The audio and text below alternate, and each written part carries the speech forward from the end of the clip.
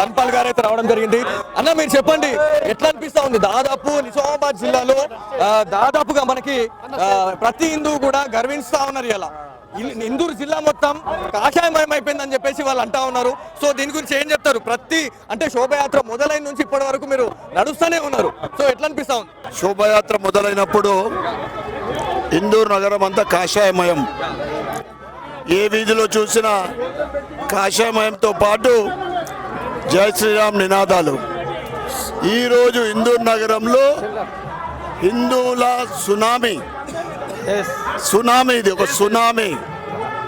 ప్రతి ఒక్క హిందువు ఈరోజు ఈ ర్యాలీలో పాల్గొన్నాడంటే అది మన ధర్మంలో, సనాతన ధర్మంలో ఉన్న గొప్పతనం. అది ఎవరు పిలవలేదు.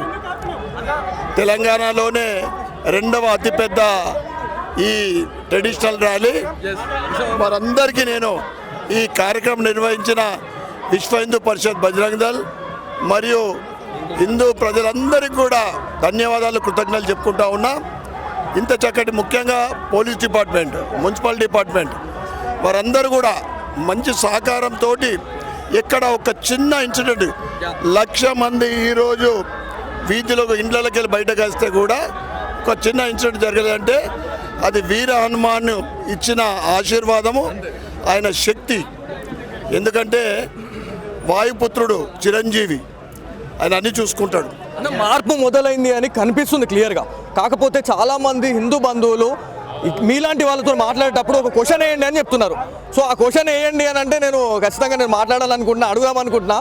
మన సంస్కృతి సాంప్రదాయాలు ఖచ్చితంగా మనమే కాపాడాల్సుకున్న బాధ్యత మనపైనే ఉంది అని చెప్పేసి చాలా మంది అంటా ఉన్నారు.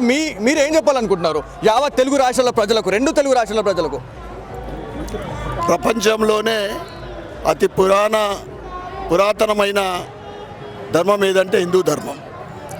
మన ధర్మాన్ని చూసే ప్రపంచంలో అనేక దేశాలు వారి సంస్కృతిని, వారి ధర్మాన్ని వారు నిలబెట్టుకున్నారు. ఈరోజు ప్రపంచమంతా కూడా కోరుకుంటూ ఉంటుంది భారతదేశము సురక్షితంగా, పటిష్టంగా ఉంటే ప్రపంచమంతా కూడా పటిష్టంగా ఉంటుంది. ఎందుకంటే అటువంటి శక్తి సామర్థ్యాలున్న, ముఖ్యంగా మన హిందువులో ఉన్న భక్తి, మన శ్రద్ధ ఇటువంటిది ముఖ్యంగా మన పైన కాదు, మనందరిపైన ఉంది. ఈరోజు చూసినాం, ఈరోజు మొత్తం కదలిక చూసినాం. ఈరోజు దేశవ్యాప్తంగా ఇందూరు నగరంలో ఇది భవిష్యత్తులో ఇంకా సునామీ ఇంకా ఎక్కువ కాబోతూ ఉంది. మన ధర్మము, మనము ఒకరో కాదు. ఎందుకంటే ప్రతి హిందూ ధర్మ ఇటువంటి ఐక్యత భవిష్యత్తులో కూడా ఉండాలి, ఎప్పటికి ఉండాలని. ఏ హిందువుకి ఒక ఆపద వస్తే వందలాది మంది కదలాలని, ఏ హిందూ దేవాలయం పైన దాడి జరిగితే వేలాది మంది అక్కడికి చేరాలని, ఎక్కువ చిన్న గోవుకు ఏమి ఇబ్బంది అయినా కానీ అందరం కూడా ముందుండాలని, ఇదంతా మన ధర్మం నేర్పినాం. అది అంత గొప్ప ధర్మంలో మనము దేశంలో, భారతదేశంలో హిందూ ధర్మంలో పుట్టినందుకు మేమంతా అదృష్టంగా భావిస్తాం. ఇంకొక విషయం ఏంటంటే చాలా మంది చాలా రకాలైనటువంటి క్వశ్చన్స్ చేయండి అని చెప్తానే ఉన్నారు. సో ఏదైతే మన జిల్లాలో అతి పురాతన దేవాలయాలు ఏవైతే ఉన్నాయో, శంభుడి గుడి కావచ్చు, దాంతోపాటు కొన్ని గుడులు ఏవైతే ఉన్నాయో అక్రమంగా ఆక్రమించబడిపోతూ ఉన్నాయి, వాటిని మనం కాపాడుకోలేకపోతా ఉన్నామని చెప్తా ఉన్నారు. సో మీరు అర్బన్ ఎమ్మెల్యేగా మీరు బాధ్యతలు తీసుకున్న తర్వాత నుంచి కూడా చాలా ఫైట్ అయితే చేస్తూ ఉన్నారు హిందువులకు సంబంధించి. సో దీనిపైన ఎలాంటి క్లారిటీ రావాల్సి ఉంది?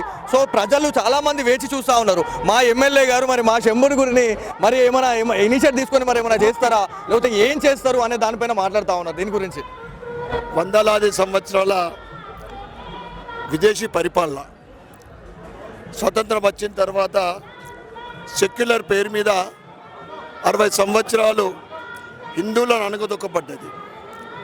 గత 11 సంవత్సరాలుగా మనము చూస్తూ ఉన్నాం. అయోధ్య రామందిర నిర్మాణం 500 సంవత్సరాలు నిరీక్షణ తర్వాత మన ధర్మంలో ఉన్న గొప్పతనం మన కుంభమేళ చూసినాం. ఇక్కడికే ఆగలేదు, మళ్ళీ మథుర ఉంది, కాశీ ఉంది. దేశంలోని విదేశీ మహమ్మదీయులు ఏదైతే ఆలయాలని కూలగొట్టినో అవన్నీ కూడా పునర్నిర్మాణం వైభవంగా జరుగుతాయి. అదేవిధంగా ప్రజలందరూ కూడా తెలంగాణలో చూస్తూ ఉన్నారు, తెలంగాణలో కూడా కాషాయమయం కావాలా, అయితే అభివృద్ధికి నోచుకుంటుంది.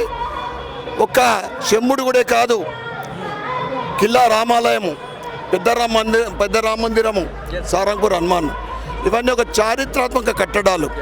ఛత్రపతి శివాజీ మహారాజ్ గురుగారైన రామదాస్ మహారాజు నిర్మించిన ఈ ఆలయాలు ఏ విధంగా దేశంలో అన్ని ఆలయాలు అభివృద్ధి చెందుతున్నాయో తెలంగాణలో కూడా తప్పకుండా రాబోయే రోజులలో శంభుడి గుడితో సహా అక్కడున్న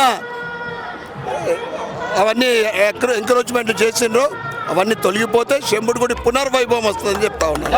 విషయం ఏంటంటే ఈ లక్షలాది మంది తరలి వచ్చి ఈ హనుమాన్ శోభయాత్రలో పాల్గొంటా ఉన్నారు. చాలా మంది ఒక సారాంశం తీసుకోకుండానే వెళ్ళిపోతా ఉన్నారు. మీరు ఇవాళ ఎంతో పెద్ద సభ పెట్టడం జరుగుతూ ఉంది, సగంలో నుంచి చాలా మంది వెళ్ళిపోతా ఉన్నారు. అంటే చాలా మందికి తెలియక అక్కడ ఏం జరుగుతుంది, ఏం చెప్తారు అనేది తెలియకుండానే చాలా మంది వెళ్ళిపోతూ ఉంటారు అన్న. సో దీని గురించి మీరు యంగ్ స్టార్స్కి మీరు ఏం చెప్పాలనుకుంటున్నారు ఈ సారాంశం గురించి? 11 గంటలకు ప్రారంభమైన ఈ శోభాయాత్ర ఇప్పటి వరకు కూడా నాన్ స్టాప్గా వారు స్టెప్పులు వేస్తూ ఉన్నారంటే అది హనుమంతుడి ఇచ్చిన శక్తి. వారందరికీ కూడా నేను పాదవందనం చేస్తూ ఉన్నాను.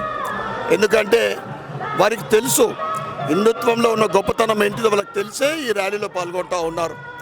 తప్పకుండా రాబోయే రోజులలో మామూలు మార్పు కాదు, చాలా గొప్ప మార్పు తెలంగాణలో కూడా జరుగుతుంది.